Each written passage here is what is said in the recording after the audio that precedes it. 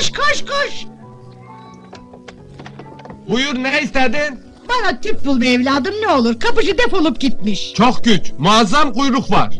Türk sinemasının en çirkef, en kokoş, en dedikoducu, en içten pazarlıklı rollerini başarıyla oynamış ve bu dalda fenomen olan bir oyuncunun hikayesidir bu. Ama nedense onun da diğer Yeşilçam oyuncuları gibi ismi bile bilinmez. O da kıymeti bilinmeyen, değer görmeyen oyuncularımız arasındadır. Bir fotoğrafı görülse hemen hatırlanıp, işte bu kudubet kadın denilerek tepki verilen bir oyuncudur. Ama Türk sinemasında yeri doldurulamayan karakter oyuncularındandır. Kısa uzun fark etmez, oynadığı her filme belirgin bir katkı yapan, adını hep unuttuğumuz, pörtlek gözleri, çıkık elmacık kemikleriyle, çok doğal oyunculuğuyla yüzü en iyi hatırlanan oyuncuların başındadır.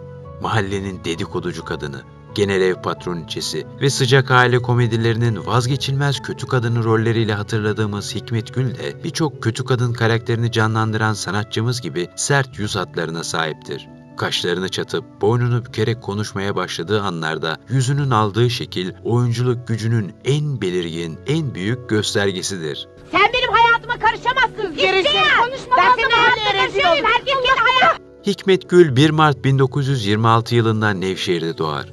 O da bazı sanatçılar gibi geç keşfedilenlerdendir. Gerçek adı Hikmet Denizci'dir. Oyuncu Nermin Denizci'nin annesidir. Miss Dream of the World güzellik yarışması Türkiye birincisi 24 yaşında trafik kazasında vefat eden Hazal Müezzinoğlu'nun anneannesidir. Sinema hayatına 1966 yılında Malkoçoğlu filmiyle başlar.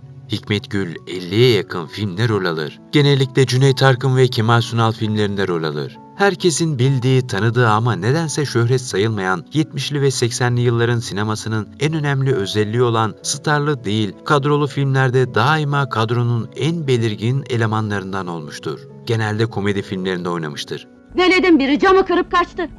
Yaparlar, uzay çocuğu bunlar. Teyze aman kardeş, Şükret kafanı kırmamış. Bırak gevezeliği. Kaça takacaksın bu camı? Tek parça cam, sizin için 5.000 lira. 4.000 lira.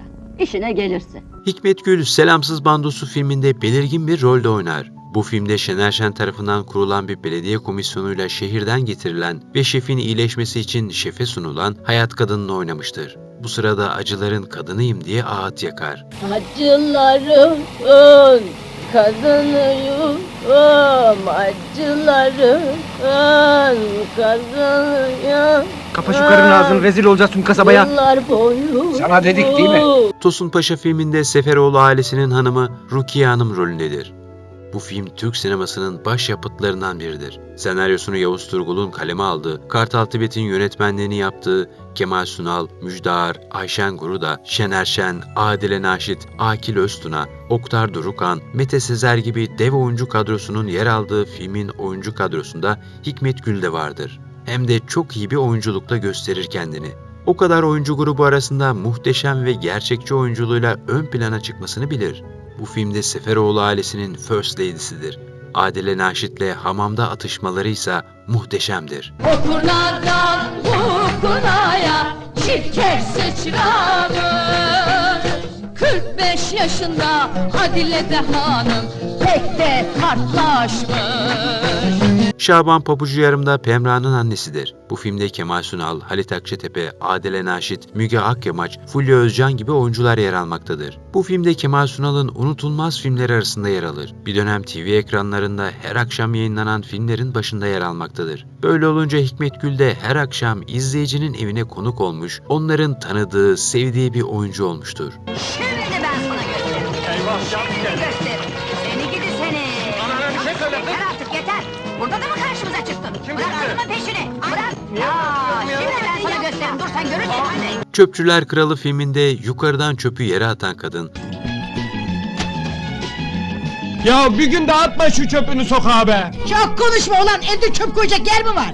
Kapıcılar Kralı filminde apartmanın dedikoducu kadını, Seyit! Ne? Boşanmış mı? Ulan ne çabuk duydu be. Adamın başında 5 nüfus vardı, 7 oldu.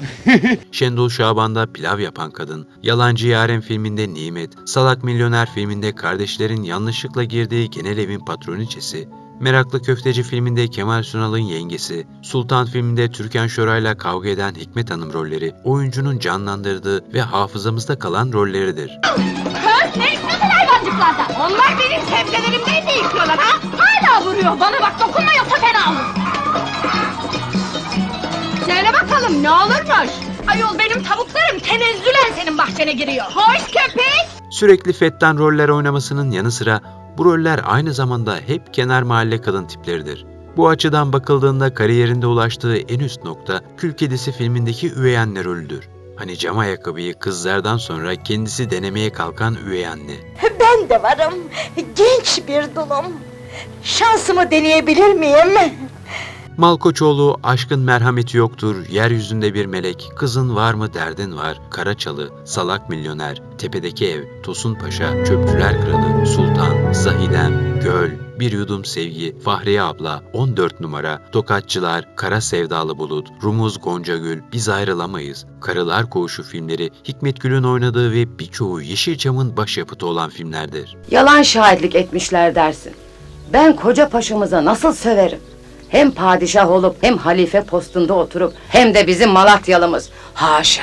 Türkan Şoray, Cüneyt Arkın, Kemal Sunal, Bulut Aras, Metin Akpınar, Adile Naşit, Zeki Alasya, Halit Akçatepe, İhsan Yüce, Meral Zeren, Müjdar gibi oyuncular Hikmet Gül'ün birlikte rol aldığı oyuncuların başında gelir. O her zaman en iyi filmlerde oynamıştır.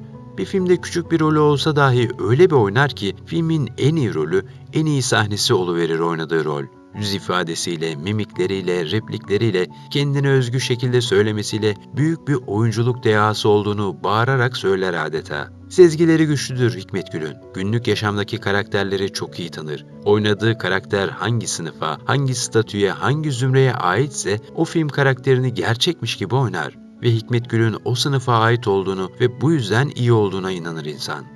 Onun yaşamdaki bu gözlemleri ve hislerini birlikte oynadığı oyuncular ve filmin yönetmenleri de farkındadır. O yüzden büyük oyuncular onunla birlikte oynamak ister. Çünkü birlikte oynadığı oyuncuyu da parlatır. Potansiyellerini açığa çıkarır dolaylı bir şekilde.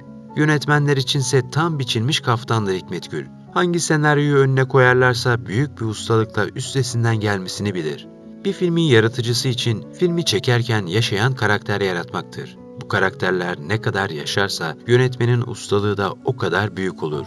Bu yüzden tüm yönetmenlerin çalışmak istediği kadındır Hikmet Gül. Bu yüzden de sinemamızda yeri asla doldurulmayacak oyunculardan biridir. Hikmet Gül 30 Mart 1991 yılında aramızdan ayrılmıştır. Sinemamızın gerçek emektarlarından biri olan Hikmet Gül'den geriye sayısız film ve can verdiği unutulmaz karakterler kaldı. Şimdi onun cazgırlığını yüzüne sığdırdığı binbir türlü karakterleri özlüyoruz. Kendisini saygı ve rahmetle anarken videomuzun sonuna geliyoruz. Diğer videolarımızdan haberdar olmak için kanalımıza abone olmayı ve bildirim zilini açmayı unutmayın. Sağlıkla kalın.